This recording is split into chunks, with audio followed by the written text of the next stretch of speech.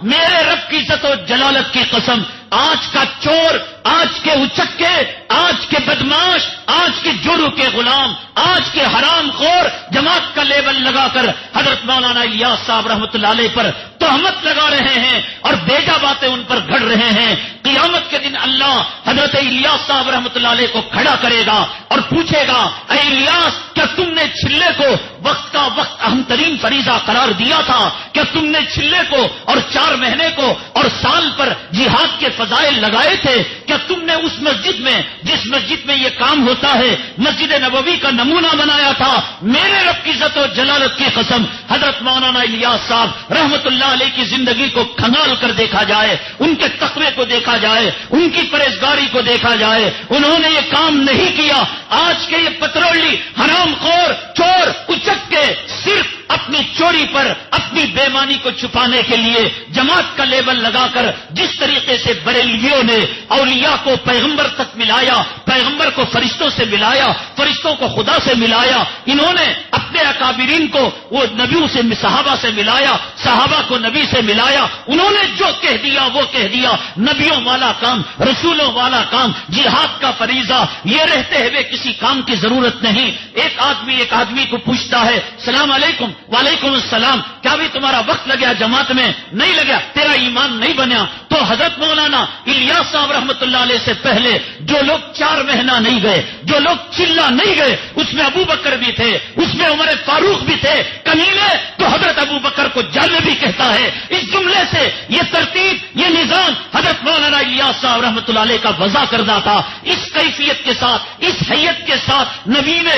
دعوت کے کام میں وسعت دی تھی، جیسے مدرسے کو وسعت دی، جیسے مسجد کو وسعت دی، جیسے لباس میں وسعت دی، جیسے ٹوپی میں وسعت دی، دعوت کے کام میں نبی نے وسعت دی۔ امام خطبہ دیتا ہے، دعوت کا کام ہے، مفسر تفسیر کرتا ہے، دعوت کا کام ہے، بخاری لکھتا ہے، دعوت کا کام ہے، آٹو والا میٹر صحیح رکھتا ہے، دعوت کا کام ہے، درزی کپڑا صحیح کاٹتا ہے، دعوت کا کام ہے، مستری سیمنٹ نہیں مارتا، دعوت کا کام ہے، زبان سے نبی کے بول جھڑتے ہیں، دعوت کا کام ہے، نبی نے دعوت کے کام کو زمین کے ذرات سے زیادہ، آسمان کے ستاروں سے زیادہ وسعت دی ہے۔ اگر کوئی اس وسعت کو سمیٹ کر، لمیٹڈ کر یہ کہتا ہے کہ یہ چلا، یہ نظام جو مولانا الیاس صاحب نے وضع کیا تھا، اسی میں بھلائی ہے، یہ کشتی نوح ہے، اسی میں نجات ہے، میرے اللہ کی قسم قیامت کے دن حضرت مولانا الیاس صاحب خود اس کے منہ پر تھوکیں گے۔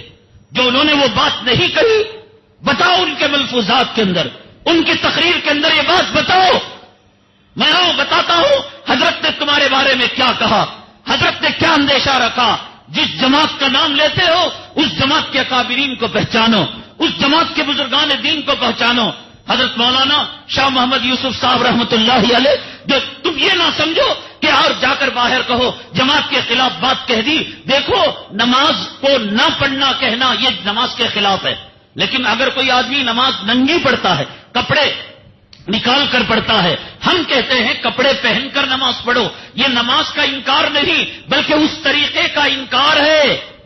ایک آدمی روزے کے اندر بیوی سے ملتا ہے، ہم کہتے ہیں بیٹا روزے میں بیوی سے نہیں ملا کرتے، اب جا کر باہر کہہ دو کہ مولانا روزے کے دشمن ہو گئے، ہم روزے کے دشمن نہیں، روزے کا یہ طریقہ ہے اس کے دشمن ہیں، ہم جماعت کے دشمن نہیں۔ کمینو تم دشمن ہو کہ تم نے قرآن سے منہ موڑا، تم نے نبی پر تہمت لگائی، تم نے صحابہ پر تہمت لگائی، تم نے اولیاء پر تہمت لگائی۔ کشتی نوح کا کیا معنی ہوتا ہے کبھی تم نے جانا، کبھی اس سے مطلب کو پہچانا؟ حضرت نوح علیہ السلام نے جو کشتی بنائی کون سوار تھا؟ مومن سوار تھے، کون سوار نہیں تھے؟ کافر سوار نہیں تھے، کون بچا؟ جو کشتی میں سوار ہوا وہ بچا۔ کون اللہ کے عذاب کا شکار ہوئے؟ جو کشتی میں سوار نہیں ہوئے وہ اللہ کے عذاب کا شکار ہوئے۔ جب اس دی ہوئی وسعت کو تم لمیٹڈ کر حضرت مولانا الیاس صاحب کے منہج کو، جو انہوں نے ایک زمانے کے تحت، حالات کے تحت ایک طریقہ انہوں نے رائج کیا تھا، ساری دعوت و تبلیغ کو سمیٹ کر اس میں سمیٹ دو گے اور حضرت نوح کی کشتی بناؤ گے۔ فضائل اعمال رحمت کے لکھنے والے مصنف حضرت مولانا شیخ محمد زکریا صاحب رحمت اللہ علیہ ایک بات کے نطفے نطفے سے پیدا ہوئے ہو، بتا دو 1 گھنٹہ جماعت میں وقت لگا ہے، 1 مہینہ لگا ہے، 10 دن لگا ہے، 1 دن لگا ہے، نہیں لگا۔ اگر تم اس کو کشتی نوح کہتے ہو تو مولانا زکریا صاحب اس کشتی میں نہیں بیٹھے ہیں۔ اگر تم اس کو کشتی نوح کہتے ہو، قاسم نانوتوی کبھی چلے میں نہیں گئے ہیں، اشرف علی تھانوی نہیں گئے ہیں، رشید احمد گنگوئی نہیں گئے ہیں، حسین احمد مدنی نہیں گئے ہیں۔ حضرت حسین احمد مدنی کا مالٹا کی جیل کو جانا کیا دعوت و تبلیغ کے فریضے کی انجام دہی نہیں تھی؟ حضرت شیخ الہند رحمت اللہ علیہ کی ریشمی رومال کی تحریک کا ایجاد کرنا کیا یہ دعوت و تبلیغ کے فریضے کی انجام دہی نہیں تھی؟ حضرت شاہ عبد العزیز رحمت اللہ علیہ کا انگریزوں کے خلاف فتویٰ دینا کیا یہ دعوت و تبلیغ کا فریضے کی انجام دہی نہیں تھی؟ حضرت مولانا محمودوں کا انار کے درخت کے نیچے قال اللہ قال رسول کا درس دینا کیا یہ دعوت و تبلیغ کے فریضے کی انجام دہی نہیں تھی؟ یہ کمینے قسم کے مردود قسم کے لوگ ہیں جو اس کو کشتی نوح بتا کر بقیہ لوگوں کو جہنمی بتاتے ہیں۔ تمہیں حق نہیں ہے کہ تم کسی اور کو جہنمی بتاؤ۔ کشتی نوح کا یہی نہ مطلب ہوا، اس میں جو بیٹھا وہ ایمان والا، جو نہیں بیٹھا وہ جہنم میں گیا۔ نبیوں والا کام دھوکہ دیتے ہو، دھوکہ دیتے ہو۔ نبی کا کام اعلاء کلمت اللہ تھا۔ دعوت امت دو قسم کی ہے، امت دعوت، امت اجابت۔ نبی جو دعوت و تبلیغ کا فریضہ انجام دینے آئے تھے، نبی کے سامنے 2 قسم کی امتیں تھیں۔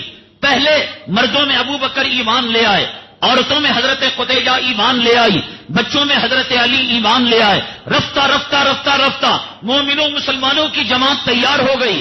اب نبی